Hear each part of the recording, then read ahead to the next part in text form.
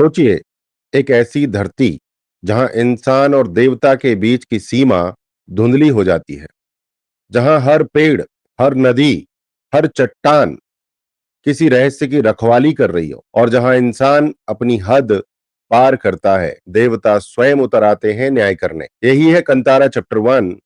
एक फिल्म नहीं, बल्कि सनातन आत्मा की गूंज। इस बार कहानी 13वीं सदी में जाती है, जब राजाओं और देवताओं के बीच वचन का खेल चलता था। वचन का खेल सुना था ना, माहिष्मति मेरा वचन ही शासन है। और एक साधारण मानव को दैवी योद्धा बनने का वरदान मिलता है। एक साधारण मानव को दैवी योद्धा बनने का वरदान। लेकिन सवाल यह है, क्या यह आशीर्वाद था या श्राप? क्योंकि जब देवता क्रोधित होते हैं, तब कंटारा में तांडव होता है। जब देवता क्रोधित होते हैं, कंटारा में तांडव होता है। 2 साल की तपस्या, 250 दिन की शूटिंग और 5 बार मौत को मात देकर ऋषभ शेट्टी ने जो बनाया है, वो एक साधारण फिल्म नहीं है।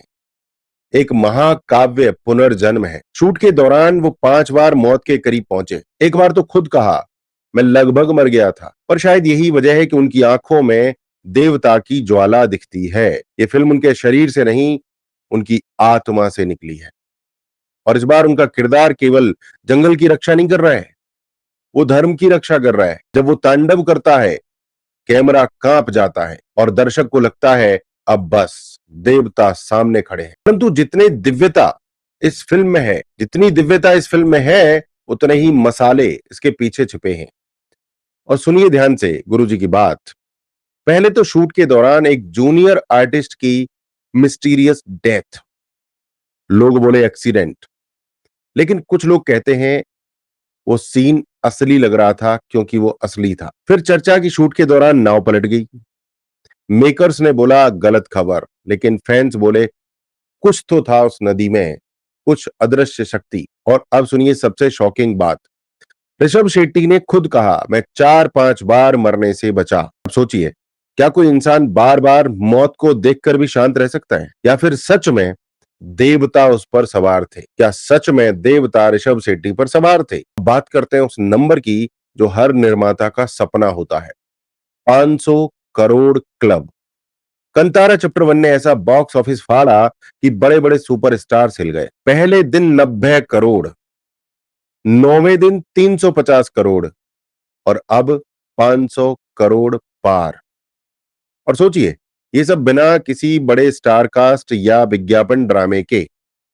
यह है जनता का आशीर्वाद, संस्कृति की ताकत और कला की जीत। ऋषभ शेट्टी अपने मंदिर दर्शन के बाद बोले, ये फिल्म मैंने नहीं बनाई, भगवान ने मुझसे बनवाई है। जैसे राकेश किशोर बोले कि मैंने जूता नहीं मारा, भगवान ने जूता मरवाया। यही है इस फिल्म की आत्मा और यही है उसकी सनातन ऊर्जा। बात करते हैं बॉलीवुड के पाखंड की, जो देवता को विलेन बनाता रहा। बॉलीवुड ने हमेशा देवताओं को विलेन बनाया है। बहुत सारे लोग इस बात को कहने से डरते हैं, पर गुरुजी नहीं डरता। जब कंतारा जैसी फिल्में सनातन संस्कृति को महिमा मंडित कर रही हैं, तब बॉलीवुड ने वर्षों तक क्या किया? कभी पंडित को विलेन दिखाया, पंडित को दुराचारी दिखाया, कभी सन्यासी को हिपोक्रेट दिखाया, कभी मंदिर को भ्रष्टाचार का प्रतीक दिखाया, कभी शिवलिंग की मजाक बनाई गई। बॉलीवुड की फिल्मों में अगर किसी ने जय श्री राम कहा तो उसे पागल माना गया, लेकिन अल्लाहू अकबर कहने वाला हीरो और लिबरल दिखाया गया। ऐसा 40-50 साल से बॉलीवुड में होता आया है। सदियों से हमारी आस्था पर हंसने वाले अब कंटारा से डर गए हैं, क्योंकि अब कला उनके हाथ में नहीं रही। अब कला फिर से सनातन आत्मा के हाथ में लौटी है। और याद रखिए, जब कला देवता की सेवा में लग जाए, तो फिर वो मनोरंजन नहीं, यज्ञ बन जाता है। क्या आप भी मानते हैं कि कांतारा चैप्टर 1 एक यज्ञ है? दोस्तों, कांतारा चैप्टर 1 सिर्फ मनोरंजन नहीं है। ये याद दिलाती है कि जब धर्म डगमगाता है, चाहे वो बॉलीवुड ही क्यों ना हो, तब कोई ना कोई ऋषभ शेट्टी जैसा देवता धरती पर उतरता ही है। ये फिल्म हमारे लोक विश्वास की शक्ति है, हमारे ग्राम्य भारत की आवाज है, जो कहती है अब हम अपनी कहानी खुद लिखेंगे। चैप्टर 2 यानी कांतारा मोक्ष आने वाला है और अगर पहले भाग ने देवता को क्रोधित दिखाया, तो अगला भाग दिखाएगा देवता का निर्णय। तो तैयार रहिए, जब देवता लौटेंगे तांडव फिर होगा। मैं हूं सुनील चौधरी, आपका तांडव कोच, डिजिटल मार्केटिंग कोच, सनातनी कोच, जो हर फिल्म के भीतर छिपे संदेश को सनातन दृष्टि से समझाता है। अगर आप भी इस ऊर्जा को महसूस करते हैं, तो लाइक करिए, सब्सक्राइब करिए और कमेंट करिए। देवता आएंगे या इंसान संभालेगा? जय सनातन, वंदे मातरम।